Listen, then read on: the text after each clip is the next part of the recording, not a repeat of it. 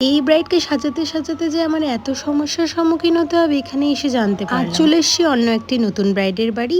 Hello everyone, আমি তানিয়া বসা নিয়ে এসেছি অন্য একটি ব্রাইডের স্টোরি। ব্রাইডের বাড়ি এসে দেখি ব্রাইডের রিচুয়াল শেষ হয়নি, সেখানে আধা ঘন্টার মতো ওয়েট করে ব্রাইডকে পেলাম। সেখানে গিয়ে তো চুলের অবস্থা দেখে একদম অবাক হয়ে যায়, মাথা ভর্তি তেল দিয়ে দিয়েছিল বিয়ের দিন। তারপর আর কি ব্রাইডকে শ্যাম্পু করে বসিয়ে বলে না, যেদিন প্রবলেম হয় চারিদিকে প্রবলেম, সেদিন আমার কি হয়েছে আমি আমার ড্রায়ার নিয়ে যেতেই ভুলে গেছি। তারপর আর কি যতক্ষণ মেকআপ করানো হয়েছিল ততক্ষণ ফ্যানের হাওয়াতেই শুকিয়েছিলাম। আমার এই ব্রাইডের মুখে একটা দাগ দেখতে পাচ্ছ, সেটা শুনলে তো আরো হাসির কথা। এই দাগটা হলো মেহেন্দির দাগ, আসলে রাতে পরে নাকি শুয়ে পড়েছিল, সেখান থেকেই লেগেছে। তারপর কি ব্রাইডকে সাজাতে সাজাতে আরো যে কি ফেস করতে হয়েছিল, বারবার কারেন্ট চলে যাচ্ছিল। এত কিছু হওয়ার পরেও আসলে ব্রাইড লেটে বসাতে ব্রাইডের বাড়ি থেকেও তাড়া দিচ্ছিল। যতটা সম্ভব আমি তাড়াহুড়া করে দেওয়ার চেষ্টা করেছি। এর মধ্যে তো অনেকবার কারেন্ট চলে গেছিল, কিন্তু আমি একটা ক্লিপ অ্যাড করতে পেরেছি। তারপর আমি হেয়ারে চলে যাই। বলেছি আগে মাথায় এত তেল ছিল যার জন্য আমি হেয়ারস্টাইল বেশি কিছু করতে পারিনি,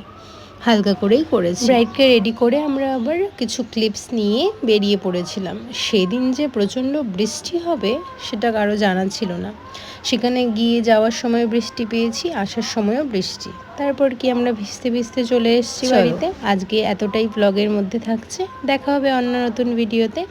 আজকের মতো এখানেই tata. Thank you for watching.